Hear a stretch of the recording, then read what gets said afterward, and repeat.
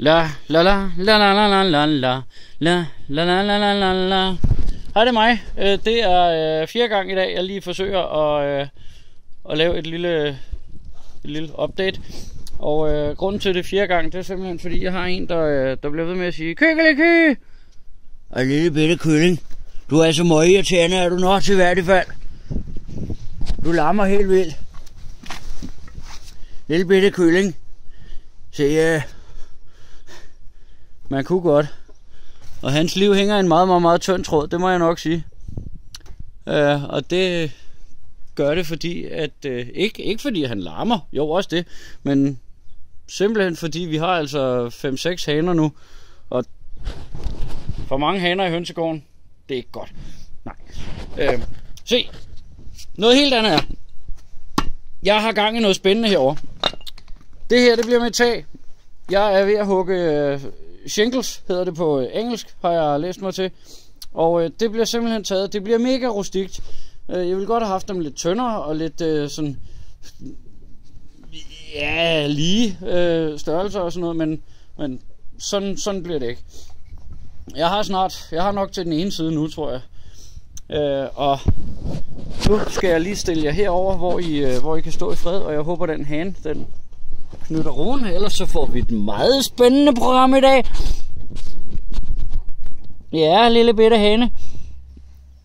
Ja, inden vi starter, så kan jeg lige sige, at der er kommet rigtig mange gode forslag til, hvad vi skal kalde programmet. Bamses sommerhave, eller noget helt andet. Det ved jeg ikke. Fordi jeg havde en plan om muligvis lave hytten, eller mit skur dernede til sådan i western look. Men jeg har også en eller anden ting med, at jeg kunne godt finde på at bygge og male det som Bamses hus med rød og gul skorsten og alt det der kan vælte og alt muligt. Det kunne være skideskæg.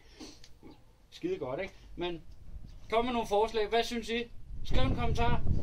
Og selvfølgelig også skriv en kommentar til, hvad I synes programmet her skal hedde, fordi det skal da have et navn. Tilbage til de her shingles. Hvordan hugger man dem ud i stykker?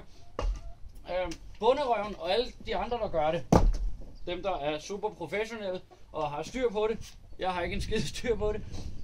Jeg kan dog, synes jeg, håndtere en økse sådan nogenlunde.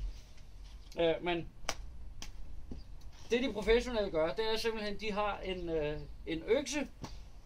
Det vil sige ikke en økse, men et langt skaft. Og så med sådan en lang kniv på. Den hugger de så ned i træet, og så banker den nedad, og så kan de ved at tage den enten den ene vej eller den anden vej, så kan de styre, hvordan træet flækker hele vejen ned igennem. Jeg forestiller mig lidt, at jeg nok får lidt problemer, fordi den har altså haft nogle sidegrene, den her. Men jeg har imidlertid ikke en af de her smarte flæk tingester, så det jeg har til gengæld, det er et par gode økser og masser at gå på mod. Så skal vi lige se, om vi ikke kan klare det her lidt bedre end ham i Frihuset, han gjorde. Jeg ved ikke, om I har set. Jo. Allerførst, så har jeg i hvert fald fundet ud af at flække den på midten. Nå. Det er også lige meget. Så gør vi det bare på en anden måde. We do not care. Sådan der. Sådan der. Yes. Og så er ideen så, at skiverne, de skal være så tynde som muligt. Og, eller ikke alt for tynde selvfølgelig. Men så er ideen simpelthen, at jeg så tager denne her kævle, og så flækker jeg den nogenlunde. Jeg ved ikke, om I kan se, hvordan jeg tegner her. Så flækker jeg den sådan nogenlunde sådan der. Sådan så jeg hele tiden får nogle forholdsvis pæne stykker. Jeg kan også vælge at vende den om hver anden gang. Så får jeg så nogle ganske udmærkede stykker. Og det bliver altså flækket med øksen her. Ikke, den er alt for stor. Så. Har I lyst til at følge med i, hvordan det foregår, så bliver I bare hængende. Ellers så kan I bare slukke for jeres tv, computer. Nå.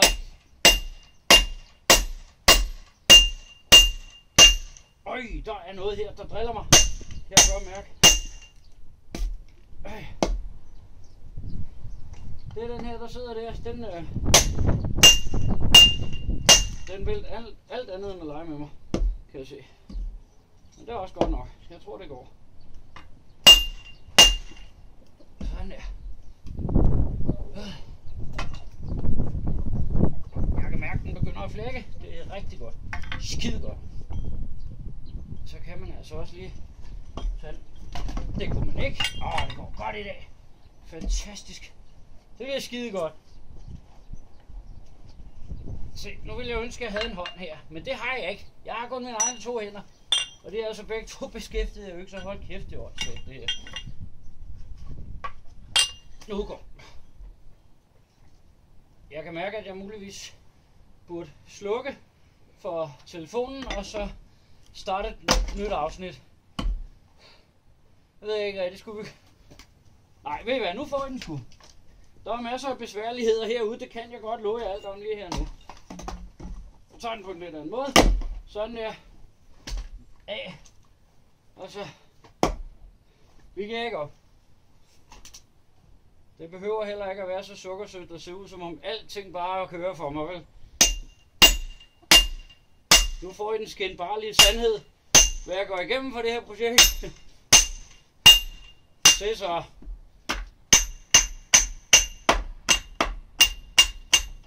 Nu får vi en hammergod skive.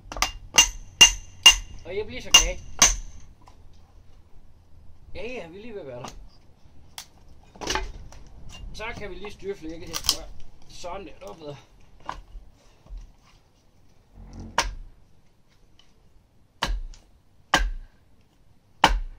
Nej, sådan der.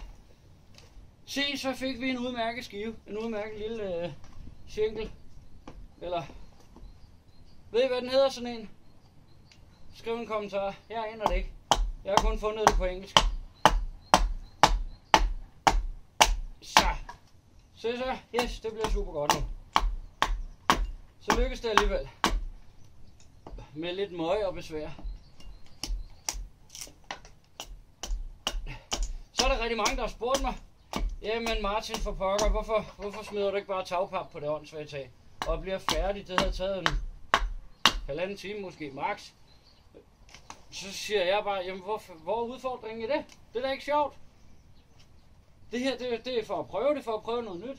For at se, hvad fanden der egentlig kan lade sig gøre. Og så selvfølgelig for udfordringens skyld, og for at prøve noget spændende. Kom ud og tage nogle chancer. Det er det, det handler om i det her projekt. Med hele haven, med skuret, alt muligt. Det er sådan der. Det handler om at bygge, det handler om at bruge hænderne, det handler om at bruge hjernen, bruge fantasien. Vi skal ikke ud og have fat i et eller andet færdigsamlet IKEA-møg. Det er alt for kedeligt. Så en lille wake-up til jer derude. Kom ud i det gode vejr. Det er skide godt vejr i øjeblikket. Kom ud og brug jeres hænder, brug jeres fantasi, brug jeres kreativitet. Det er simpelthen så befriende.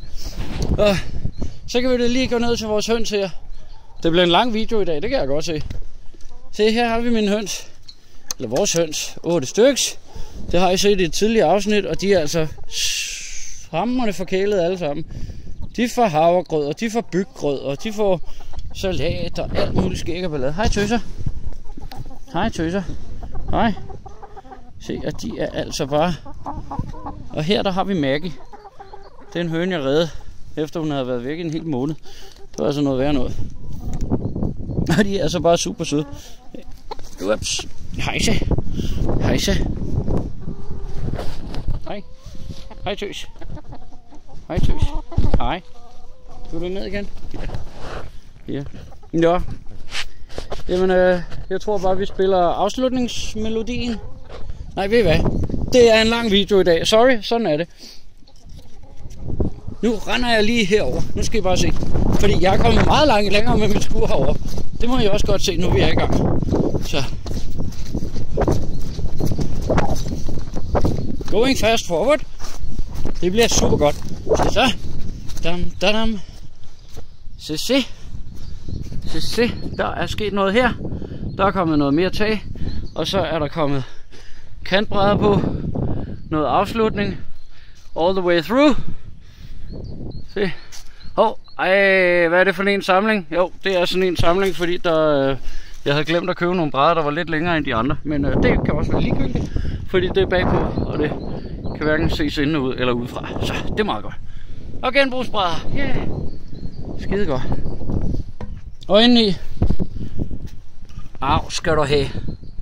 Så det er derfor, at jeg ønsker mig nogle fliser, som ikke koster noget.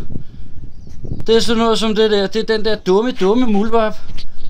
Den gider jeg bare ikke. Hvorfor skal man slås med sådan noget møg? Og heroppe ovenpå, så skal taget selvfølgelig ligge. Hvor bliver det godt. Nå, 10 minutters video i dag. Jeg tror, det må være nok. Kan I nu hygge jer til vi ses igen? Husk at kommentere i feltet hernede under. Hvad skal programmet hedde? Og hvilken stil skal redskabsskuret ende ud med? Hej så længe. La la la la la la la la la la la la la la la.